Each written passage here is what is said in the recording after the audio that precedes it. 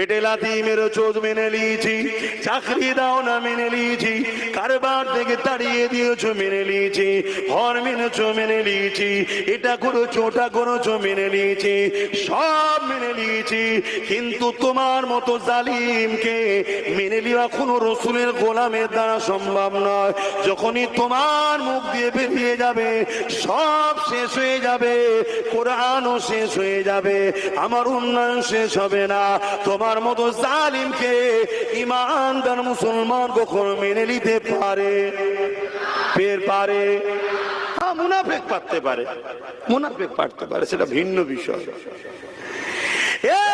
যুবকেরা, ইমানদারের সংখ্যা কত দেখে লাভ নাই। ইমানদার ইমানের জোরে কামিয়াবি লাভ করে।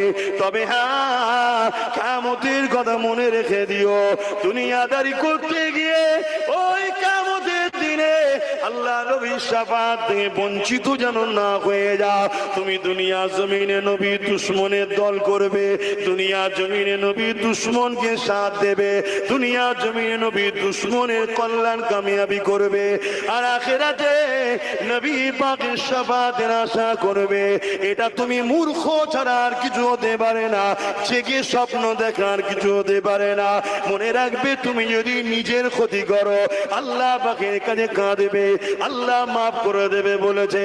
কিন্তু নবীর দিনের ক্ষতি ডাইরেক্ট হোক ইনডাইরেক্ট হোক, যদি তুমি করে ফেলো তোমার জন্য আর ক্ষমা মাফ নাই।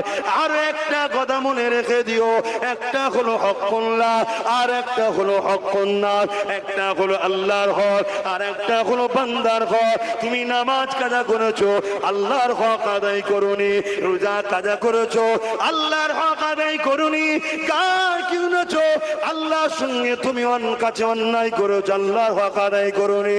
কিন্তু কোন গরিবের তেরপল চুরি করে নিয়েছো, কোন গরিবের চাল চুরি করে নিয়েছো, কোন গরিবের ঘরের টাকা মেরে নিয়েছো, কোন গরিবকে মিথ্যা কেস দিয়েছো, কোন গরিবের ছেলেকে গ্যাজার কেস দিয়েছো, কোন গরিবের ছেলের উপরে জুলুম অত্যাচার করেছো, যে কিনা তার উপযুক্ত নয় তার উপরে জোর করে চাপিয়ে দিয়েছো। এটা হলো হকুন নাস। যতক্ষণ পর্যন্ত না ওই গরিবটা মাফ করে দেয়, ওই ছেলেটা মাফ করে দেয়, ওই বাড়িওয়ালাটা মাফ করে দেয়, ততক্ষণ পর্যন্ত আমার আল্লাহ জানিয়েছে আমি আল্লাহ তাদেরকে মাফ করব না। তাই বলে দিয়ে যায়, দুনিয়াদারি করো, করতে গিয়ে আখিরাতকে কানা করে ফেলো না, কারণ মৃত্যু কার কখন হবে কেউ জানে না। এখান থেকে সবাই উঠে যাবে পায়ে হেঁটে, হয়তো আব্বাস সিদ্দিকীকে খাটিয়ায় নিয়ে যেতে হতে পারে, কেন আমার মৃত্যু এখনই হয়ে যেতে পারে। এটা তোমার জন্য ফয়সালা। তুমি হয়তো খাটিয়ায় যাবে, তুমি হয়তো কাঁদে যাবে, কোনো গ্যারান্টি না কে কখন মরবে। এই জিন্দেগির জন্য আখিরাতকে কানা করে দিও না। ডাল ভাত আল্লাহ খাওয়াচ্ছে খাও, গরিবের মেরে খেও না, গরিবকে জুলুম করো না, মিথ্যা কেস দিও না, কোন মুসলমানের নামে মিথ্যা বদনাম করো না, কোন মুসলমানের নামে চরিত্র হরণ করো না, কোন মুসলমানকে বাপ মা তুলে গালি দিও না, কোন মুসলমানের উপরে জুলুম অত্যাচার করো না।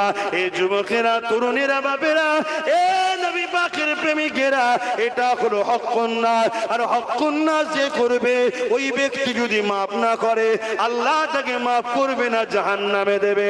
তাই কে জান্নাতে যাবে কে জাহান্নামে যাবে আল্লাহ তো ফয়সালা করে দিয়েছে।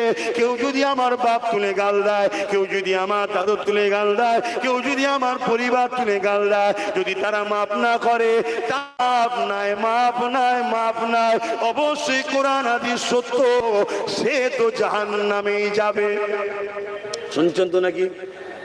হ্যাঁ, অত কাঁচা কথা নবীর মেম্বারে বললে তো ভয় না, গুনাহ হবে, কাবিরা গুনাহ হবে। তাই বুঝে বুঝেই কথা বলি। তোমার বুঝে আসে না তো আমি কি করতে পারি? বুঝে লাও, সময় থাকতে থাকতে শুধরে যাও। আর নাই তুমি আবার কারো 500 টাকায় নিয়ে কারো পক্ষপাতিত্ব করে বাইট দিতে গিয়ে তুমিও হকুন নাস না করে ফেলো। তাই শুনছেন তো নাকি? অসুবিধা হচ্ছে, মাইকের আওয়াজে বুঝতে অসুবিধা হচ্ছে। দুটো জিনিস, হকুল্লাহ আর হকুন নাস। বাপের হক স্ত্রীর হক, প্রতিবেশীর হক, মানুষের হক, মুসলমানের হক, হিন্দু হোক, খ্রিস্টান হোক, আদিবাসী হোক, সাঁওতাল হোক, তারাও মানুষ।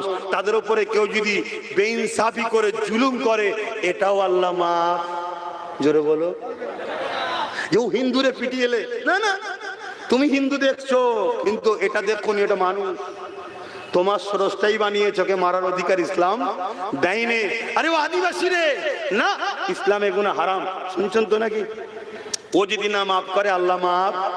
কত ফাঁসা ফাঁসবে, বুঝতে পেরেছো? তবুও তো মুসলমানকে পিটিয়ে নিলে কিয়ামতের দিন ওকে ডাকবে, এ অনেক ভালো কাজ করেছিল, তোকে একটু গালিগালাজ করে ফেলেছিল, তুই একে মাফ কর দে, আমিও তোকে মাফ করে দেবো। আল্লাহ সেটিং করে পার করাবে অনেক লোককে। শোনো, এইসব বিষয়ে বেশি আম সমাজে বললে আবার সব বদমাইশি শুরু করে দেবে, কিন্তু মশলা আছে, কথা বুঝা। সেটা অলি আল্লাহদের জন্য। সেটা কাদের জন্য? একটা মানুষ নামাজ, রোজা, দাড়ি, টুপি, দিনের খেদমত সব করেছে, বাই চান্স রাগের মাথায় হোক বা ভুলবশত হোক একটা কাউকে গালি দিয়ে ফেলেছে বা ছোট বড় কথা বলে ফেলেছে, তার মনে দুঃখ লেগে গেছে, সে মাফ করে না। কিয়ামতের দিন অথচ তার পুরো পাপ, আবার সেই লোকটার পুরো পাপ, আল্লাহ তাকে কিয়ামতের দিন ডাকবে, এদিকে তুই তো অনেক অন্যায় করেছিস রে, তোর তো জাহান্নাম ছাড়া রাস্তাই নেই। তা আমার এই বান্দাটা তো অনেক ভালো কাজ করেছে, কিন্তু তোর একটা হক মেরেছে, তোর একটা হক মেরেছে, তুই একে মাফ করে দে, আমি তাহলে তোর পাপগুলো মাফ করে দেবো। কথা বুঝাচ্ছে? এইভাবে আল্লাহ তার মাহবুবদের ঘরে বাঁচিয়ে দেবে। জোরে বলুন সুবহানাল্লাহ। কিন্তু তুমি যদি কোনো অমুসলিমকে জুলুম করে ফেলো, তার তো কোনো লাইনই নেই, কাতার আলাদা, তোমার কাতার তো আলাদা, তাহলে কি হবে? এই জন্য খবরদার, অমুসলিম বলে তার উপরে জুলুম করবে, এটা মাথায় যেন না থাকে। কথা মাথায় ঢুকছে তো? ভাইয়ের আমার, এই জায়গায় মনে রেখে দিও, আমাদেরকে মাথায় রাখতে হবে, দুদিনের দুনিয়া কদিনের, আজ আছি কাল নাই, করতে হবে দুনিয়া। সংসার করো, বাড়ি করো, গাড়ি করো, কারবার করো, বিজনেস করো, সব করো, কিন্তু ইসলামকে ভুলে, বলো, ইসলামকে ভুলে না। তুমি ব্যবসা করতে করতেই বেখিয়াল তোমার ইসলাম এইদিকে ধ্বংস হয়ে যাচ্ছে, তোমার হুঁশি নাই। ওসব বাবা ভাবার সময় নেই, বাবা আমার ছেলে পুলে বউ বাচ্চা নিয়ে আমি পেরেশান, এটা না হয়। ওটাকেও যেমন দেখতে হবে, তোমাকে একটু খেয়াল রাখতে হবে। আজ আব্বাস সিদ্দিকী ইসলামের জন্য লড়ছে, কোরআনের জন্য লড়ছে, দ্বীনের জন্য লড়ছে, মুসলিম উম্মার জন্য লড়ছে, পাশাপাশি মানুষ জাতির জন্য লড়ছে। কি অমুসলিমদের জন্য আমি কথা বলি না? বলি না? জোরে বলেন। হ্যাঁ, এটা আমার রাসূল শিখিয়েছে। আমি দেশের হয়ে কথা বলি না? বলি না? এটা আমার রাসূল শিখিয়েছে।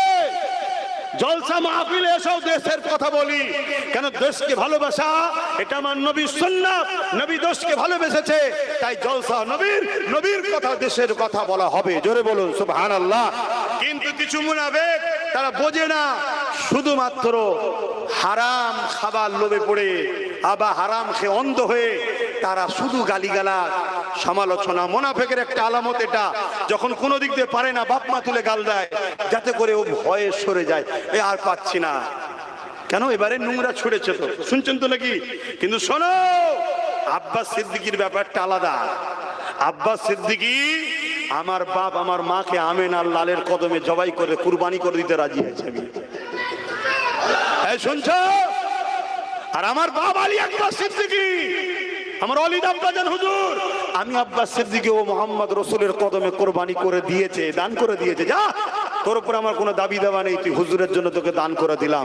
অতএব ইমানদার কখনো হুজুরের ব্যাপার এলে সেখানে চুপ থাকতে। জোরে বলুন। মসজিদটা কি হুজুরের ব্যাপার না? ব্যাপার নয়। মাদ্রাসাটা কি হুজুরের ব্যাপার না? ব্যাপার নয়। কবরস্থান, ঈদগাহ এটা ইসলামের সম্পদ, হ্যাঁ কি না? আজকে একটা ক্লিপ কাটা ছড়াচ্ছে, এরা কত বড় মুনাফিক দেখুন। ক্লিপ একটা কেটে ছড়াচ্ছে, দেখেছেন তো নাকি? কি বলছে? অমুককে ভোট দিলে নাকি ঈমান থাকবে না, আব্বাস সিদ্দিকী বলছে, তাই তো নাকি? এই পুরোটা দেয় না কেন? পুরোটা দেয় না কেন? এই বিষয়টা আজকে একটু আপনাদের খুলে বলবো। কারা কারা শুনতে চান হাত তুলুন। পুরোটা জানা দরকার আছে না নাই? যারা জানতে চান হাত তুলুন, জেনে নেন। আপনার মন দিয়ে শোনেন তাহলে। আল্লাহ নবী বললেন, অন্যায় দেখলে হাত দিয়ে রোখো। অন্যায় ক ধরনের হয়? দুই ধরনের, একটা নিজের ক্ষতি, একটা দ্বীনের ক্ষতি। নিজের ক্ষতিটাকে পাপ বলা হয়, তওবা করলে মাপ আছে। দ্বীনের ক্ষতিটা ইসলাম থেকে বেরিয়ে যায়। শুনছেন তো নাকি?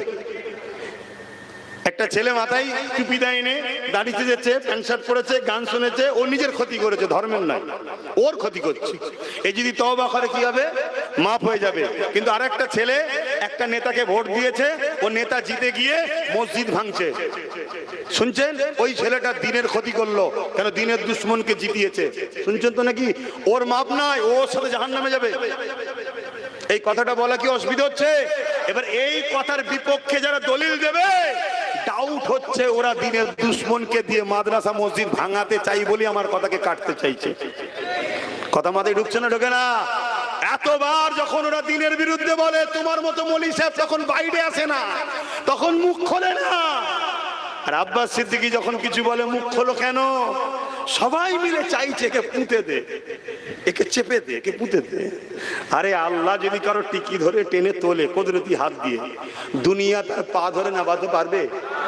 আচ্ছা, আল্লাহর উপরে ভরসা রেখো যুবকরা। ভরসা কার উপরে করবে? ভয় কাকে খাবে? আল্লাহ ছাড়া দ্বিতীয় কাউকে ভরসা করো না, কাউকে ভয় করো না। ফেরাউন, নমরুদ, এদের থেকে বড় বড় সব শক্তিশালী জালিম ছিল। তখন গণতন্ত্র ছিল না, এক না এক তন্ত্র, সব আল্লাহ মিটিয়ে দিয়েছে।